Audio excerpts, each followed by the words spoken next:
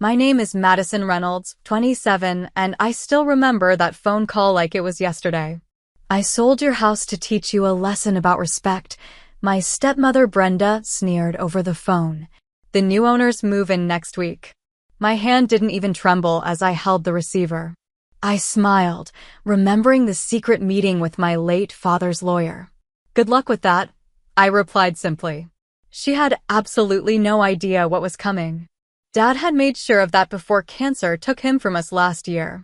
Before I dive into this wild family drama, I'd love to know where you're watching from. Drop your location in the comments below, hit that like button, and subscribe to hear more stories about family justice that will leave you speechless. The house at the center of this story wasn't just any house. It was a stunning Victorian in Boston's historic Beacon Hill neighborhood, all red brick, black shutters, and ornate moldings that dated back to 1887. My grandparents had purchased it in the 1950s for what now seems like an unbelievable price, and they'd left it to my father, their only child. That house had been the backdrop for every significant memory of my childhood. Dad was an architect with his own successful firm, and he taught me to appreciate every inch of that home's craftsmanship. On Sunday mornings, while most kids were watching cartoons, Dad would walk me through different rooms, pointing out the hand-carved balusters on the staircase, the original heart pine floors, and the intricate plasterwork on the ceilings. Madison, he'd say, running his fingers along the crown molding, they don't make homes like this anymore. This craftsmanship is a lost art. He'd lift me up to touch the ceiling medallions, explaining how they were created by artisans who had immigrated from Italy. This house is our legacy, Maddie. Someday it'll be yours to care for. My mother, Elizabeth, loved that house just as much as Dad did. She'd been an interior designer with an eye for blending modern comfort with historical integrity. Together, my parents had created spaces that were both breathtaking and livable. The jewel-toned library with floor-to-ceiling bookshelves. The kitchen with its soapstone counters and chef-grade appliances tucked discreetly behind period-appropriate cabinetry. The sunroom where Mom had nursed her collection of rare orchids. But our perfect life fractured when Mom was diagnosed with aggressive breast cancer when I was 13. For 2 years, our home transformed into a place of hushed conversations and medical equipment. The sunroom became Mom's sanctuary during treatment, where she could still feel the warmth of the sun when she was too weak to go outside. I was 15 when we lost her. Dad and I were devastated in different ways. I became withdrawn, spending hours in my room or in Mom's sunroom, talking to her plants as if they could hear me. Dad threw himself into work, sometimes sleeping at his office rather than coming home to a house filled with Mom's absence. For nearly 2 years, it was just the two of us, muddling through our grief together. Then came the charity gala for cancer research. Dad went to honor Mom's memory, and that's where he met Brenda Campbell. Brenda was everything my mother wasn't: loud, flashy, and attention-seeking. Where my mother had been thoughtful and genuine, Brenda was calculated and performative. But she made Dad laugh for the first time in years, and I couldn't begrudge him that, even when she started showing up at our house for dinner 3 times a week. Be nice to Brenda, Dad would say before she arrived. She makes me happy, Maddie. So I tried. I genuinely tried. But from the beginning, Brenda made it clear that our house wasn't to her taste. This place is so old, she'd say, running a manicured finger along our antique sideboard. Wouldn't it be nice to update things? Get rid of some of this dark wood. Brighten the place up. Each suggestion felt like an erasure of my mother. The dated wallpaper in the dining room that Mom had carefully selected. The old-fashioned clawfoot tub that Mom and I used to take bubble baths in when I was little. The cluttered bookshelves filled with volumes that contained my mother's notes in the margins. When Dad announced their engagement after only 8 months of dating, I forced a smile and congratulated them. I was 17 then, and I told myself I only needed to endure Brenda for 1 year before college would provide me an escape. The wedding was lavish, Brenda's choice, not Dad's. He would have preferred something intimate, like his first wedding to my mother in our backyard garden. Instead, we had a 200-person extravaganza at one of Boston's premium hotels. I stood beside them as the maid of honor, watching as Brenda beamed at the photographer rather than at my father during their vows. After the honeymoon, things changed rapidly. Brenda began redecorating immediately.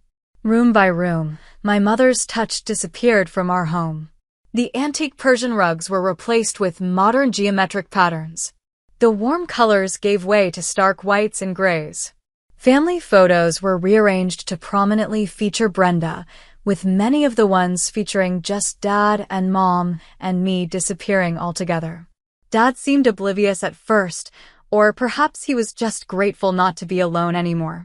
When I tried to talk to him about it, he'd brush off my concerns. "Your mother would want us to move forward, Maddie," he'd say. "Brenda needs to feel like this is her home too." But it went beyond redecorating. Brenda began inserting herself between Dad and his longtime friends. The couples that had been fixtures at our dinner table for years were suddenly too boring or stuck in the past. Dad's college roommate who visited every summer was now imposing. His sister, my Aunt Carol, was always criticizing Brenda, though I'd never heard Aunt Carol say an unkind word about anyone. Gradually, our social circle shrank to Brenda's friends and colleagues. Dad seemed to shrink too, deferring to Brenda on matters he once would have decided confidently on his own. By the time I left for college at UCLA, as far from Boston as I could reasonably go, Dad was calling me less frequently, always when Brenda was out. Our conversations felt rushed and guarded. When I'd ask about coming home for a weekend, there was always some reason why it wasn't a good time. Brenda was hosting a work event. Brenda was remodeling the guest room. Brenda thought it would be better if I visited during scheduled breaks when they could properly prepare. So I adapted. I spent holidays with friends or with Aunt Carol, who had been similarly exiled. I focused on my studies, double majoring in architecture and historic preservation, a tribute to both my parents that went unrecognized by my father. Still, Dad found ways to maintain our connection. He'd send care packages to my dorm with notes saying, "Don't tell Brenda how much chocolate I sent." He'd make business trips to California that conveniently coincided with my semester breaks. During these stolen moments, I'd catch glimpses of my real father, the one who laughed easily and spoke passionately about his projects, the one who wasn't constantly checking his phone to respond to Brenda's texts. During my senior year of college, Dad surprised me by flying out for a weekend, alone. "Brenda thinks I'm at a conference in Chicago," he confessed as we walked along the Santa Monica Pier. "I needed to see you, Maddie. To talk to you without interference." That day, he asked detailed questions about my life, my studies, my goals after graduation. He seemed particularly interested in my thesis project on adaptive reuse of historic properties. "You have your mother's eye and my technical mind," he said proudly. "The perfect combination."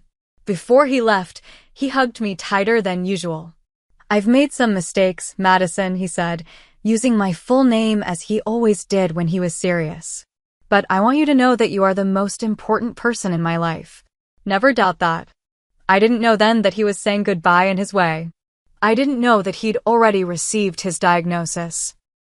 The call came on a Tuesday morning during my first year working at a historic preservation firm in San Francisco. Aunt Carol's voice was tight with both grief and anger. "Your father's sick, Madison. It's cancer, pancreatic, and it's advanced. The doctors are giving him months, not years." The shock hit me physically, making my knees buckle as I sat heavily in my office chair. "How long has he known?" "At least 6 weeks, from what I can gather. Brenda's been controlling who gets information and when. I only found out because I ran into James from your dad's firm. I was on a plane that afternoon." During the 5-hour flight, my mind raced through all the signs I might have missed. Dad had looked thinner when we video chatted last month. He'd seemed tired, but I'd attributed that to a big project he was finishing. He'd mentioned stomach pain, but blamed it on Brenda's experimental cooking phase. When I arrived at the house, my house, our house, though it hardly looked the same anymore, Brenda answered the door with a smile that didn't reach her eyes. Madison, what a surprise, she said, blocking the entrance slightly. We weren't expecting you. I came as soon as I heard about Dad, I said, refusing to play along with her charade. Where is he? Your father is resting. The medication makes him very tired. Perhaps you should have called first. From behind her, I heard Dad's voice, weak but insistent. Is that Maddie? Let her in, Brenda. She stepped aside reluctantly, and I rushed past her to the downstairs study, which had been converted to a bedroom for Dad. The sight of him nearly broke me. The robust, energetic man who had taught me to ride a bike and build model bridges was now thin and jaundiced, his designer clothes hanging loose on his frame. But his eyes lit up when he saw me, and for a moment, he was just my dad again. Madison, he said, reaching for me. My girl. You came. I sat beside him, taking his hand carefully, afraid of dislodging the 4 that ran to a port in his chest. Of course I came. Why didn't you tell me sooner? He glanced toward the door where Brenda hovered. We didn't want to worry you until we had a treatment plan in place. I bit back my response. There was no we in this situation. I knew with absolute certainty that Brenda had kept this from me deliberately, likely hoping Dad would be too sick to see me by the time I found out. Over the next few weeks, I took a leave of absence from my job and moved back into my old bedroom, which Brenda had thankfully not yet converted to the home gym she'd been planning. I coordinated with Dad's doctors, arranged for a home health nurse, and spent every possible moment with him. Brenda was visibly annoyed by my presence, but couldn't object without seeming heartless. Instead, she found subtle ways to assert her control, rescheduling nurse visits without telling me, accidentally discarding the soft foods I prepared for Dad, insisting on accompanying him to appointments where she would speak over both of us. But she couldn't be there all the time. She had her real estate business to run and social obligations she deemed too important to miss despite my father's condition. During these precious hours alone with Dad, we reconnected in a way we hadn't been able to in years. I'm sorry, Maddie, he told me one afternoon as we looked through old family albums I'd rescued from the attic. I let her come between us. Between me and everyone who mattered. It's okay, Dad, I said, though we both knew it wasn't. No, it's not. I was weak. After your mother died, I was so lost. Brenda was decisive when I couldn't be. Strong when I felt broken. But that strength, it became a wall. I see that now. On days when he felt stronger, Dad would ask me to help him to the sunroom, the one space Brenda hadn't completely redesigned, perhaps because she rarely used it. There, surrounded by the offspring of my mother's beloved plants that the housekeeper had quietly continued to tend, Dad began to have mysterious private conversations with me. I need you to understand something, Madison, he said one day, his voice barely above a whisper. Things aren't always what they seem. I've made arrangements to make things right. What kind of arrangements, Dad? I asked, but he shook his head. Not now. After. I need you to promise me you'll meet with Harrison, my attorney, after I'm gone. No matter what happens at the reading of the will. Promise me. I promise, I said, confused but unwilling to stress him by pressing for details. As the weeks passed and Dad grew weaker, I noticed Brenda's attention shifting from his care to his possessions. She began asking him pointed questions about his business, about accounts and properties. She became particularly fixated on the house. We should discuss selling, Richard, she said one evening when she thought I was out of earshot. This place is too big for me to manage alone. Too many stairs, too much maintenance. We could use the money for your treatments. Dad's insurance covered his treatments, and they both knew it. The house was worth millions in Boston's hot real estate market, and Brenda, who'd come into the marriage with comparatively modest assets, clearly had her eye on the potential windfall. Not yet, Dad would reply weakly. Let's focus on getting better first. But we all knew he wasn't getting better.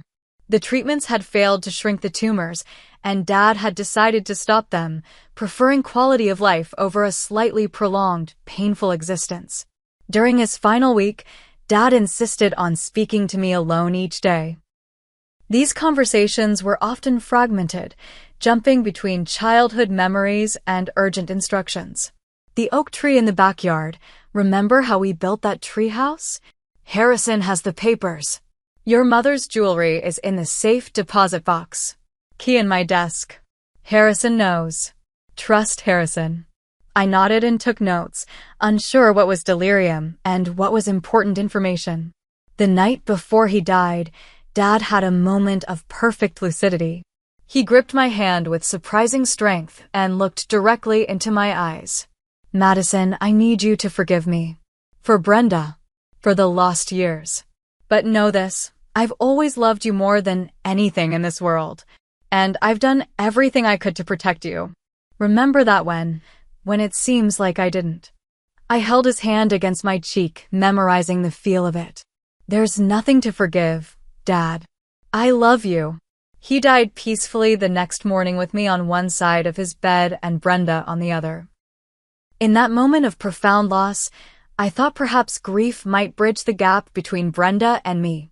That we might find common ground in loving and missing the same man. I was wrong. While I sat shell-shocked beside my father's body, Brenda was already on the phone with the funeral director, planning a service that would reflect her taste rather than Dad's wishes.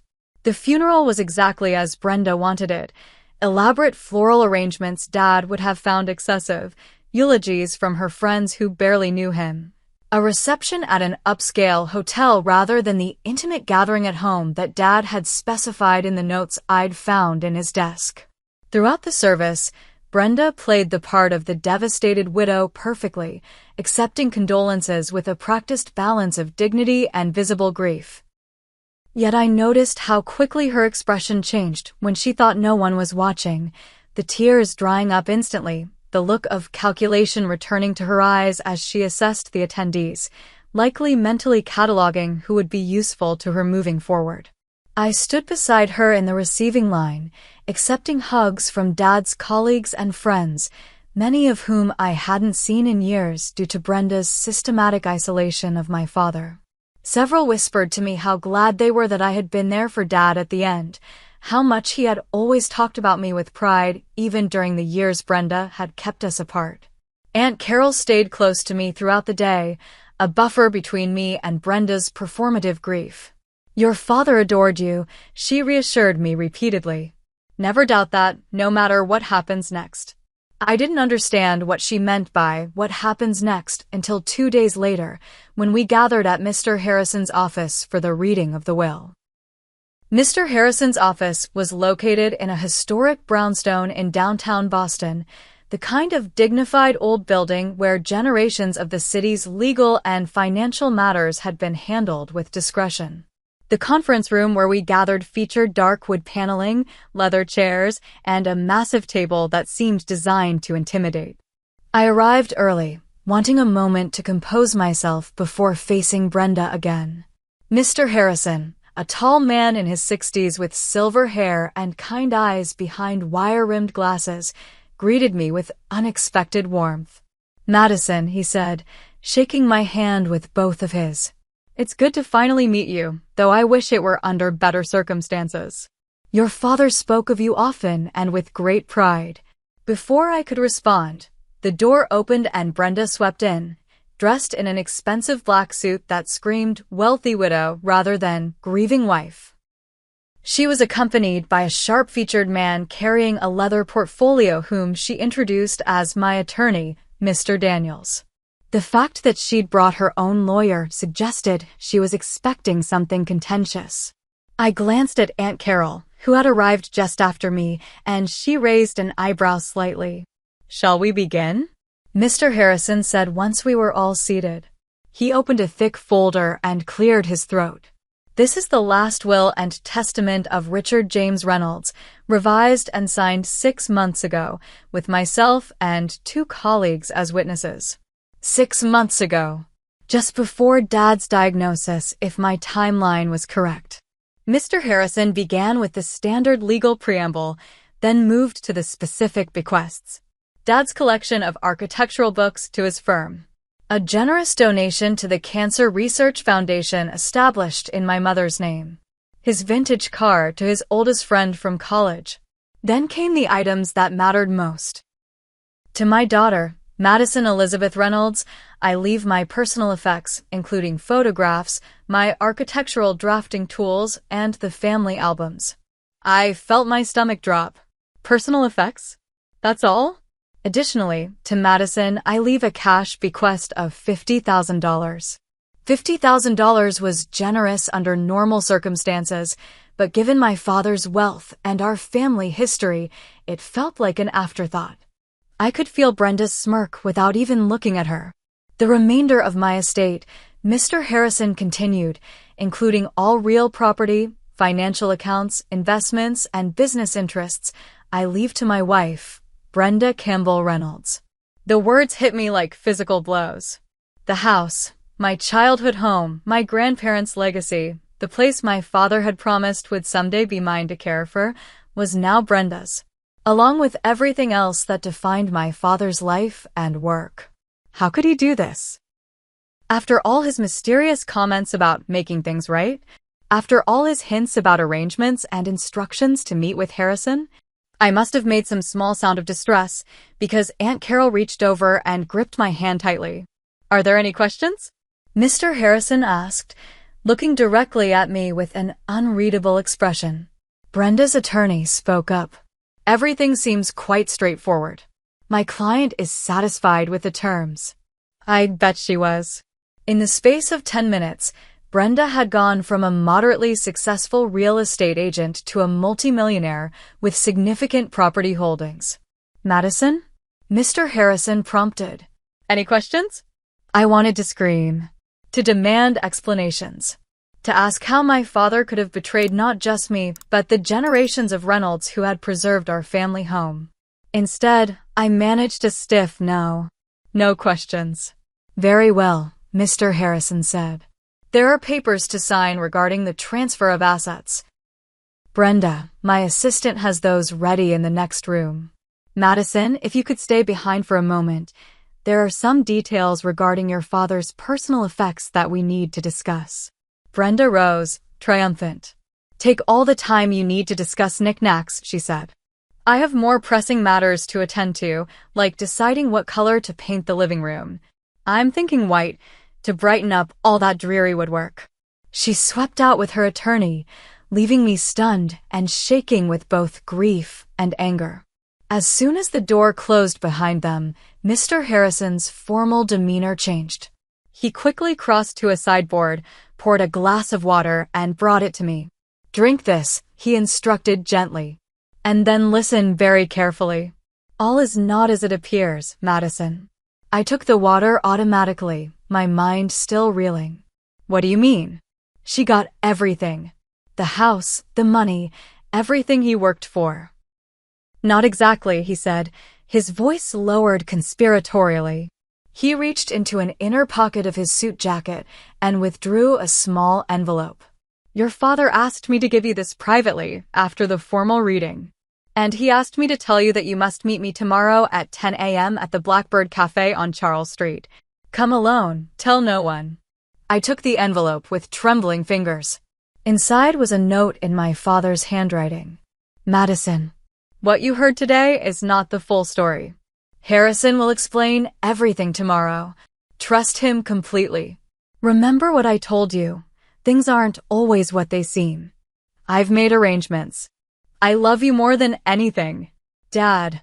I looked up at Mr. Harrison, confused hope beginning to replace my despair. "I don't understand." "You will," he promised. "Tomorrow. For now, play along. Let Brenda believe she's won. It's what your father wanted." As I drove away from the attorney's office, I glanced in my rearview mirror at the house that had been my home, the house I thought I'd never see again except as a visitor at Brenda's mercy. I watched her go inside, already on her phone, likely sharing the news of her windfall with friends. Later that evening, as I sat in Aunt Carol's guest room trying to make sense of the day's events, I received a text from a high school friend who still lived in the neighborhood. "Just drove by your house. There's a coming soon sign from Brenda's real estate company in the front yard. Is your dad selling? My dad wasn't selling. My dad was gone. And Brenda wasn't wasting any time claiming her prize and turning it into cash. The Blackbird Cafe was a small, unassuming establishment tucked between a bookstore and a florist on Charles Street. It was the kind of place locals treasured and tourists overlooked, with mismatched furniture and the best scones in Boston. Dad and I used to come here on Saturday mornings when I was in high school. I arrived 15 minutes early, too anxious to wait any longer at Aunt Carol's. I chose a table in the back corner, positioned so I could see both the entrance and the emergency exit, a habit from my years living in San Francisco. At precisely 10 o'clock, Mr. Harrison appeared, carrying a weathered leather briefcase that looked like it had accompanied him through decades of legal practice. He ordered coffee for both of us before sitting down across from me. "Thank you for coming, Madison," he said, his formal tone contrasting with the casual setting. "What I'm about to share with you was planned meticulously by your father over the past year. He wanted to protect you, but he needed to protect himself as well, at least until the end." "Protect himself from Brenda," I said. It wasn't a question. Harrison nodded. "Your father realized, too late I'm afraid, the true nature of his second marriage. By the time he understood what Brenda was, he was already trapped in ways that made a simple divorce complicated." "What do you mean, complicated?"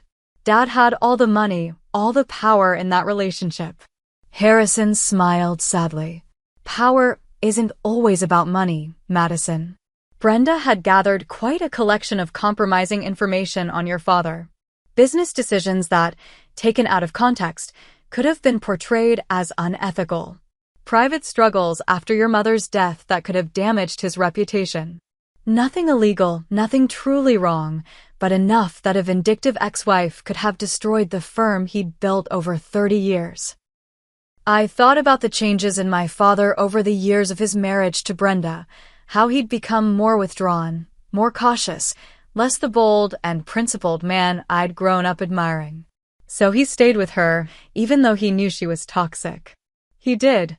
But about 18 months ago, he came to me with a plan. He suspected his health was declining, though he hadn't yet received the formal diagnosis. He wanted to ensure that Brenda would be provided for, as he had promised in their marriage vows, but he was determined that she would not be the one to inherit the Reynolds family home. Harrison opened his briefcase and removed a thick folder. Your father created an irrevocable trust 3 years before he married Brenda. At that time, he transferred ownership of the house to the trust, with himself as the beneficiary during his lifetime and you as the successor beneficiary upon his death.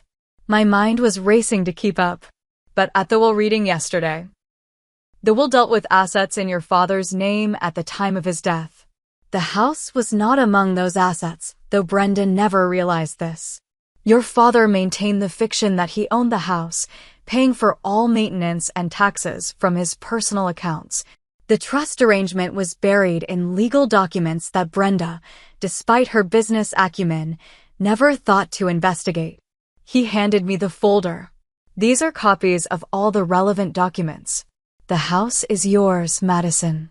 It has been, legally speaking, since the moment your father died. Brenda has been living there as an unwitting guest for the past week. I opened the folder with trembling hands. There it was in black and white, the Reynolds Family Trust, with me named as trustee and beneficiary. Additional documents showed the transfer of the house to the trust dated 3 years before Dad and Brenda's wedding. But why the charade yesterday? Why let me believe, even for a day, that I'd lost everything? Harrison's expression turned grave. Your father knew Brenda would fight any direct bequest to you. He feared she might challenge the will, drag you through painful litigation, perhaps even damage the property out of spite if she knew she couldn't have it. He wanted her to reveal her true intentions, which she's done rather spectacularly by immediately putting the house on the market. He reached into his briefcase again and withdrew a sealed envelope. Your father left this for you as well. He asked that I give it to you only after explaining the trust arrangement. The envelope contained a letter written in my father's distinctive architect's handwriting, precise block letters that had labeled so many blueprints over the years. My dearest Madison, if you're reading this, I'm gone, and Harrison has explained the trust arrangement to you. I hope you can forgive the deception. I couldn't bear the thought of Brenda destroying our family home or using it to manipulate you after I was gone. I realized too late the mistake I made in marrying her. By the time I understood who she truly was, I was trapped by circumstances I won't burden you with. But I would not, allow my mistake to rob you of your birthright. The trust arrangement was created before Brenda came into my life, and I kept it hidden from her throughout our marriage. The Reynolds house is yours now, as it always should have been. I know I've disappointed you in many ways these past years. I let Brenda come between us when I should have fought harder to keep you close. Please know that not a day went by when I didn't think of you, miss you, and feel pride in the remarkable woman you've become. What you do with the house now is entirely your decision. Keep it, sell it, renovate it. The choice is yours. But I wanted you to be the one to decide its fate, not Brenda. There is one more thing. In the master bedroom, behind the reproduction of Monet's water lilies that Brenda insisted on hanging, ghastly thing, there is a small wall safe. The combination is your birthday. Inside you'll find your mother's jewelry, which I managed to hide before Brenda could modernize those two, along with some family papers I thought you might want to preserve. I love you, Madison. More than you could ever know. I hope that in protecting this piece of our family history for you, I've begun to make amends for the years we lost. All my love. Dad. Tears streamed down my face as I finished reading. Mr. Harrison discreetly passed me a handkerchief. What happens now? I asked when I could speak again. Now, Harrison said with a small, satisfied smile, we wait for Brenda to attempt to sell property she doesn't own. I've already alerted the title company that will handle any closing. They're aware of the trust's existence, but have been instructed not to reveal anything until Brenda actually attempts to complete a sale. So she's listing a house she doesn't own? I asked, beginning to understand the elegance of my father's plan. Exactly. She can show it, accept offers, even sign a purchase agreement. But when it comes time to transfer title, she'll discover she has no legal right to do so. The house is yours, Madison. It has been all along. I sat back, overwhelmed by this reversal of fortune. Dad knew her so well, knew exactly what she would do. Your father was a brilliant man, Harrison agreed. And he loved you very much. This was his final gift to you, not just the house itself, but the satisfaction of seeing justice done. As we finished our coffee, Harrison provided me with the names of several excellent real estate attorneys who could help me navigate the coming confrontation with Brenda. We agreed that I would continue staying with Aunt Carol for the time being, allowing Brenda to proceed with her plans to sell the house, blissfully unaware of what awaited her. One last thing, Harrison said as we prepared to leave. Your father wanted you to have this regardless of what you decide to do with the house. He handed me a small velvet box. Inside was a key on an antique silver keychain engraved with the letter R. The original key to the front door, Harrison explained. Your great-grandfather had it made when the family first purchased the house. Your father thought you should be the one to hold it now. I closed my hand around the key, feeling its weight and history. Whatever happened next, this small piece of metal represented a connection to my family that Brenda could never sever. The next 3 months required more patience than I knew I possessed. On Harrison's advice, I maintained a low profile, staying with Aunt Carol and focusing on my work, which I was able to do remotely thanks to an understanding boss. Meanwhile, I kept tabs on Brenda's activities through a network of family friends and neighbors who had never warmed to her. Mrs. Peterson, who had lived next door for 40 years, called me weekly with updates. She's thrown out all your father's clothes, Mrs. Peterson reported one week. Had a crew come and just cart everything away. Such a waste. Those beautiful suits. Another time, she's painting everything white. Everything. Even the mahogany paneling in the library. It's a crime against architecture. But the call I'd been waiting for came on a Tuesday afternoon in early spring. "There's a for sale sign in the yard," Mrs. Peterson said. "And a lockbox on the door." She's listing it with her own company. Asking price is $4.5 million. The house was worth at least that in Boston's market, especially given its history and location. But Brenda wouldn't see a penny of it. I thanked Mrs. Peterson and immediately called Harrison, who confirmed that the listing had appeared in the multiple listing service that morning. "Now we wait," he said. "Let her find a buyer. Let her get all the way to closing. Then we'll address the matter of actual ownership." I followed the listing online, watching as Brenda hosted an open house that drew dozens of potential buyers. The virtual tour showed rooms I barely recognized, sterile white boxes stripped of character and history.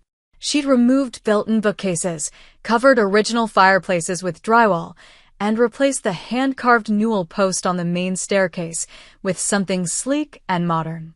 Each change felt like a personal assault.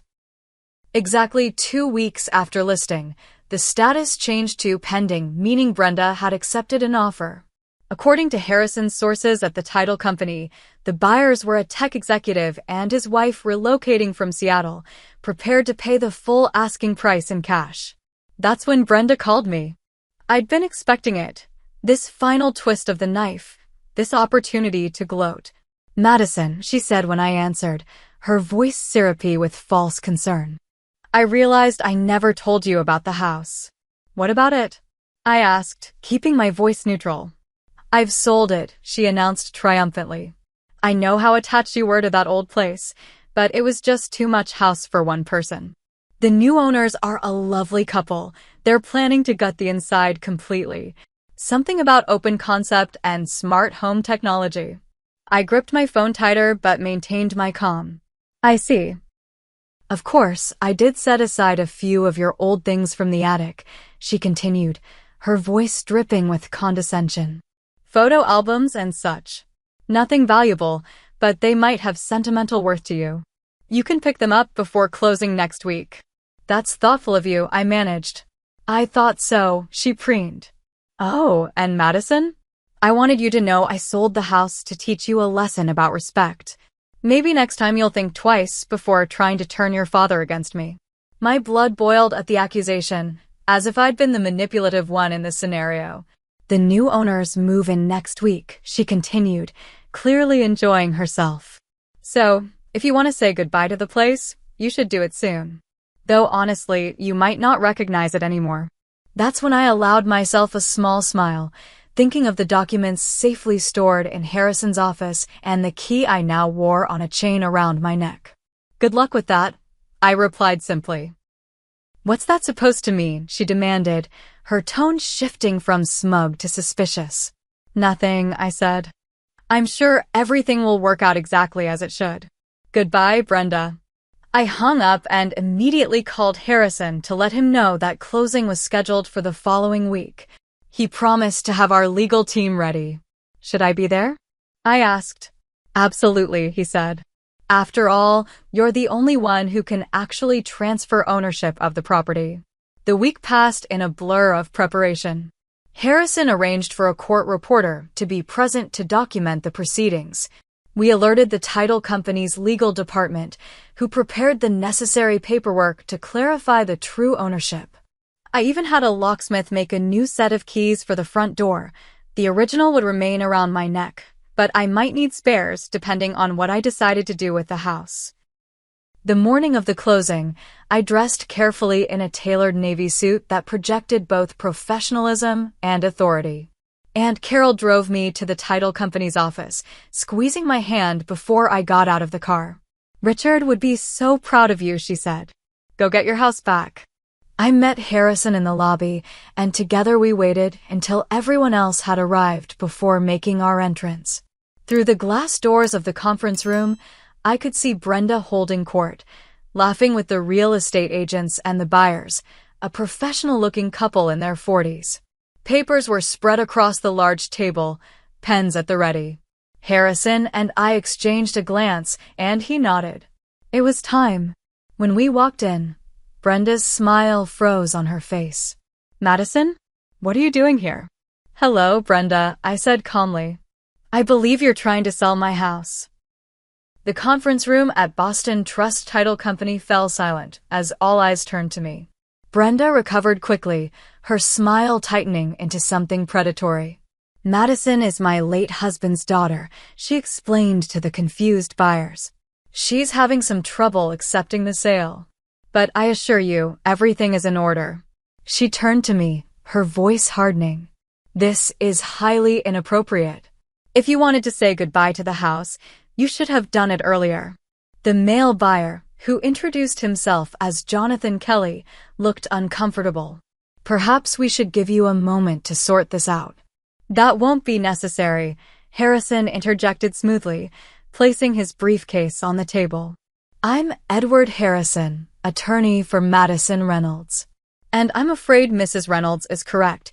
You are indeed attempting to sell property that doesn't belong to you, Ms. Campbell. It's Mrs. Reynolds, Brenda snapped. And the house absolutely belongs to me. Richard left everything to me in his will. We all heard it read. The title company representative, a woman named Ms. Patel who had been quietly observing, spoke up. We have a copy of Mr. Reynolds' will on file, which does indeed leave his estate to his wife, Brenda Campbell Reynolds. The will addresses assets that were in Richard Reynolds' name at the time of his death, Harrison explained, opening his briefcase and withdrawing a folder. However, the property at 47 Beacon Hill Avenue was not among those assets. He handed a document to Ms. Patel. This is the deed transferring ownership of the property to the Reynolds Family Trust, dated May 15, 2016, 3 years before Mr. Reynolds married his second wife. Ms. Patel examined the document carefully, then nodded. This appears to be in order. But I'll need to see the trust documents as well. Harrison produced another set of papers. The trust designates Richard Reynolds as beneficiary during his lifetime, with Madison Reynolds as successor beneficiary upon his death. Madison is also named as trustee. Brenda's face had gone from confidence to confusion to fury in the space of seconds. This is ridiculous. Richard never mentioned any trust to me. He couldn't have done this without my knowledge. On the contrary, Harrison replied calmly. The trust was established long before you entered the picture, Ms. Campbell. Mr. Reynolds had no obligation to inform you of its existence, particularly as it concerned property that was never part of your marital assets. Ms. Patel was reviewing the trust documents with increasing concern. These appeared to be legally executed and properly recorded with the county. She turned to her computer, typing rapidly. Yes, here it is in the property records. The last transfer of this property was to the Reynolds Family Trust in 2016. Brenda's real estate agent, a polished woman in an expensive suit, leaned forward. There must be some mistake. We ran title searches before listing the property. You ran a name search for Richard Reynolds, I imagine, Harrison said. But as the property was owned by a trust, not an individual, it wouldn't have appeared in those results. Mrs. Kelly, the female buyer, looked increasingly distressed. What does this mean for our purchase? Ms. Patel sighed. It means that Mrs. Reynolds, Brenda Reynolds, does not have the legal right to sell this property. She is not the owner. This is absurd. Brenda exploded, standing up so abruptly that her chair rolled backward and hit the wall. Richard and I lived in that house for 5 years. I've been paying the property taxes since his death. Using funds from the estate, I imagine, Harrison noted. Funds that were rightfully left to you. But the house itself was never yours to sell. Brenda turned to me, her carefully maintained facade crumbling to reveal the rage beneath. You knew about this. You let me list the house, find buyers, go through this whole process knowing I couldn't sell it.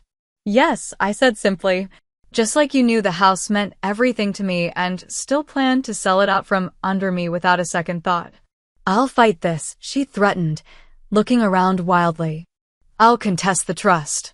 Richard wasn't in his right mind when he set this up. He was manipulated. Harrison smiled thinly. The trust was established years before his illness, Ms. Campbell. And it was witnessed by myself and 2 other attorneys, all of whom will testify to Mr. Reynolds' sound mind and clear intentions. But by all means, pursue litigation if you wish. Discovery would be illuminating, I imagine. The implication was clear. Any legal battle would expose whatever compromising information Brenda had used to control my father during their marriage. Brenda's face went white, then red. She turned to her real estate agent. Call my lawyer. Now. While the agent stepped out to make the call, Ms. Patel addressed the Kellys apologetically. I'm very sorry, but we cannot proceed with this closing. The seller does not have legal title to the property. Jonathan Kelly looked understandably upset. We've already given notice on our apartment. We're supposed to move in next week. I felt a pang of sympathy for the couple caught in the middle of this drama. Mr. and Mrs. Kelly, I apologize for the situation. You should know that I have no intention of keeping you from the home you've chosen, if you're still interested. As the actual owner, I would be happy to sell you the property directly. Mrs. Kelly blinked in surprise. You would? Of course.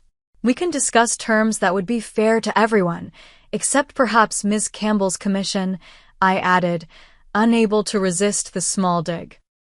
Brenda's lawyer arrived within 20 minutes, a different attorney than the one who had accompanied her to the will reading. This one was older, with the harried look of someone called away from important work for an emergency. After reviewing the documents, he pulled Brenda aside for a whispered conference in the corner. I couldn't hear the specific words, but the increasingly desperate tone of Brenda's responses told me all I needed to know. Her lawyer was confirming what Harrison had said. She had no legal claim to the house. When they returned to the table, Brenda's lawyer addressed the room. My client needs time to review her options. We request that all parties suspend any further action regarding this property until we've had a chance to examine these documents more thoroughly. Of course, Harrison agreed smoothly. However, I should note that as of this moment, Miss Campbell is residing in a property owned by Madison Reynolds without permission. MS. Reynolds would be within her rights to demand immediate vacancy. It was a power move, and we all knew it. Legally, I could have Brenda removed from the house immediately. Brenda's lawyer cleared his throat. We would request a reasonable accommodation to allow my client time to relocate. I thought of all the times Brenda had been unreasonable with me, blocking my visits to see my dying father, disposing of family heirlooms without asking, attempting to sell my childhood home out of spite. I could have been equally vindictive now that the power had shifted. Instead, I said, 2 weeks. She can have 2 weeks to pack her things and find new accommodations. But I'll need access to the house starting tomorrow to assess what renovations will be needed before the Kellys can move in. MS. Patel, apparently relieved that we were moving toward resolution rather than litigation, quickly drew up temporary agreements for everyone to sign, acknowledging the true ownership of the property, setting a timetable for Brenda's departure, and establishing preliminary terms for my direct sale to the Kellys. Throughout this process, Brenda sat rigid with fury, signing the papers with such force that she tore through one of them. When the final document was completed, she stood up and addressed me directly. You think you've won, don't you? You have no idea what your father was really like. The things he did, the secrets he kept. He wasn't the saint you think he was. I never thought he was a saint, I replied calmly. He was human. He made mistakes, marrying you being chief among them. But he was a good man who loved his family and tried to protect what mattered. This isn't over, she hissed, gathering her designer purse and coat. Actually, Brenda, it is, I said, standing to face her. The house is mine. Your game is finished. And in 2 weeks, you'll be nothing but an unpleasant memory in our family history. She stormed out, her real estate agent hurrying after her with apologies streaming from her lips. The Kellys remained, looking shell-shocked by the drama they'd witnessed. "Does this sort of thing happen often in Boston real estate?" Jonathan asked weakly. Harrison chuckled. "Only when exceptionally devious people meet exceptionally good planning." We spent the next hour discussing the terms of sale with the Kellys, who were surprisingly understanding once they realized they could still purchase the house they'd fallen in love with, and at a slightly lower price, now that Brenda's commission was out of the equation. As we left the title company, Harrison placed a fatherly hand on my shoulder. "Your dad would be proud. You handled that with grace and dignity, more than Brenda deserved, truthfully." "I didn't do it for her," I said, fingering the key that still hung around my neck. "I did it for Dad. And for myself. Some battles aren't worth fighting, not when you've already won the war." The next day, armed with my original key and the legal documents confirming my ownership, I returned to the house that had been my home for the first 18 years of my life. Brenda's car was gone. Presumably, she was out searching for a new place to live or consulting with her lawyer about non-existent loopholes. I stood on the front steps for a long moment, tracing the familiar pattern of the leaded glass in the door's window. Then I inserted the key that had been in my family for generations, turned it in the lock, and stepped inside to reclaim my birthright. 2 weeks after the showdown at the title company, I stood in the empty foyer of my family home, listening to the echo of the front door closing behind Brenda for the final time. She had departed with as much drama as she'd lived, hiring an excessive number of movers, making pointed comments about items she was generously leaving behind, and finally delivering a sealed envelope that she claimed contained the truth about your father.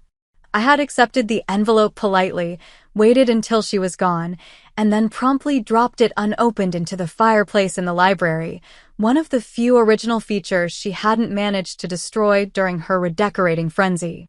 Whatever truth Brenda thought would hurt me didn't matter anymore. I had my own truth, confirmed by Dad's actions and his final letter. The house felt simultaneously familiar and foreign. The bones were the same. The grand staircase, the high ceilings, the distinctive crown moldings that had survived Brenda's modernization efforts.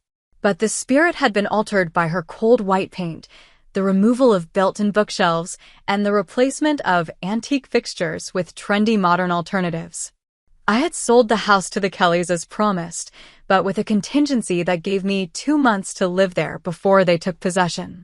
I needed that time to reconnect with the home, to decide what items to keep, and to oversee the restoration of some of the architectural features Brenda had damaged. My first night alone in the house, I wandered from room to room, reacquainting myself with the spaces that had shaped my childhood. In my old bedroom, now stripped of personality and painted the same sterile white as the rest of the house, I could still see the shadows of where my posters had hung, the slight indentation in the window seat, where I'd spent countless hours reading. I saved the master bedroom for last.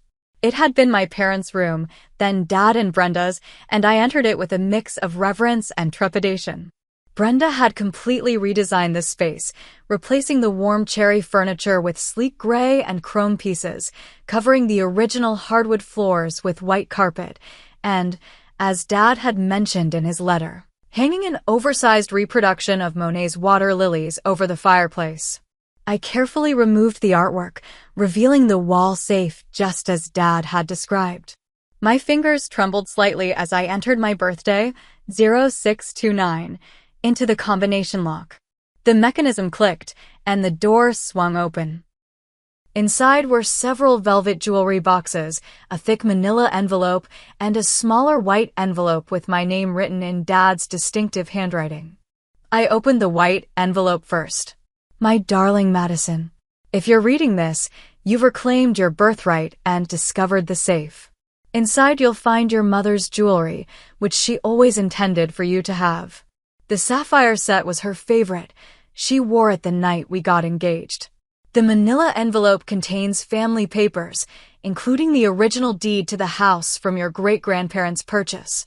There are also some of my private journals, which I hope will help you understand the choices I made, both good and bad. I have one last confession, Madison. In the last years of our marriage, As Brenda became more controlling and I became more ill, I began secretly restoring some of the family heirlooms she thought she had disposed of. Look in the attic, behind the chimney access panel.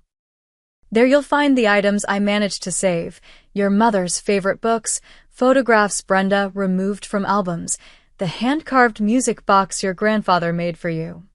I couldn't save everything, and for that I'm sorry. But I saved what mattered most. Just as I tried, in my imperfect way, to save what mattered most for you: this house, your inheritance, your future. Live well, Madison. Be happy, and know that wherever I am proud of the woman you've become. All my love, Dad. Tears streamed down my face as I clutched the letter to my chest. Even in his final months, weakened by disease and controlled by Brenda, Dad had been fighting for me in his own quiet way. He hadn't been perfect. His choice to marry Brenda had caused us both pain, but he had done his best to make amends, to protect what he could for me. I opened the jewelry boxes one by one, memories flooding back with each piece. Mom's pearl earrings that she wore to every Christmas Eve service. The delicate gold bracelet Dad had given her on their 10th anniversary. And yes, the sapphire set, a necklace, earrings, and ring that matched Mom's eyes perfectly.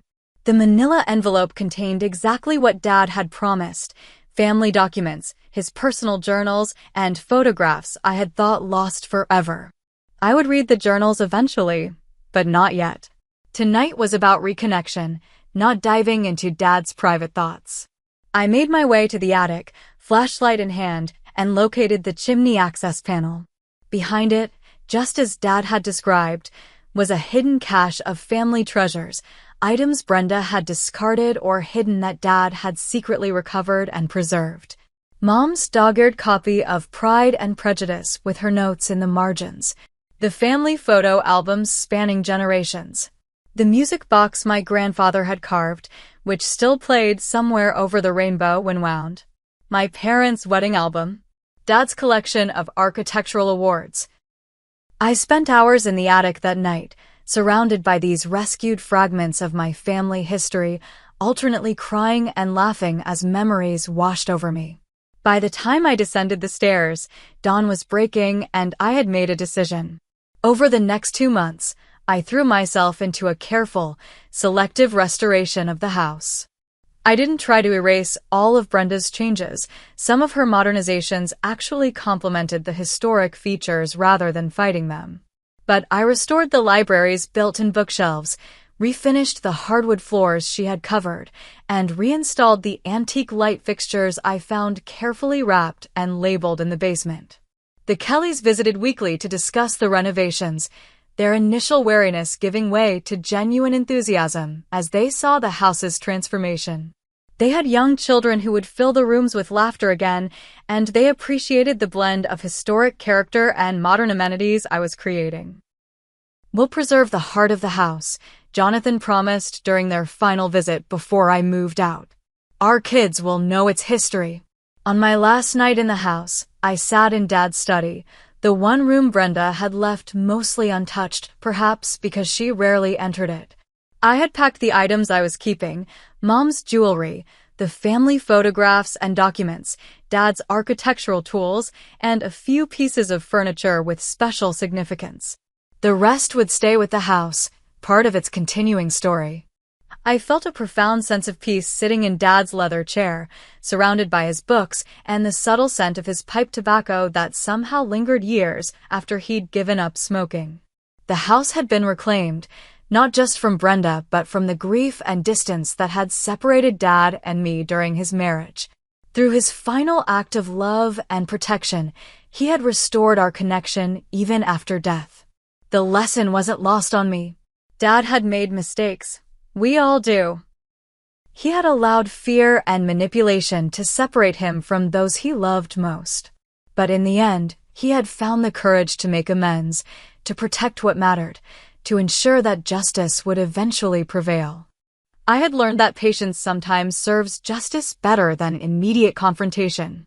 That playing the long game, as Dad had done with his secret trust arrangement, can be more effective than impulsive reaction. That forgiveness doesn't mean forgetting or excusing, but rather freeing yourself from the burden of bitterness. Most importantly, I had learned that family legacy isn't just about houses or possessions. It's about values passed down, lessons learned, love expressed even imperfectly. Dad had preserved our family home for me, yes. But more precious was the example he'd set through his final acts, showing me that it's never too late to try to make things right.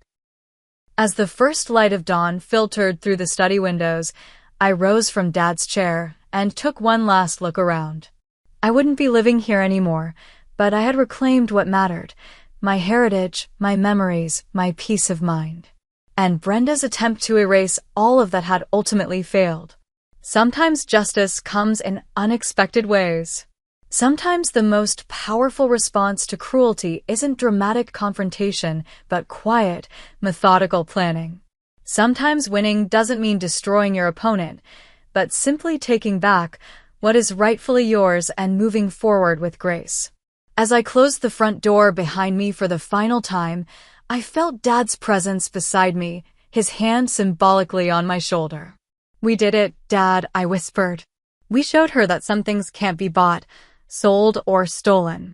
Some things are protected by love. What about you? Have you ever had to deal with someone trying to take something that was rightfully yours? How did you handle it?"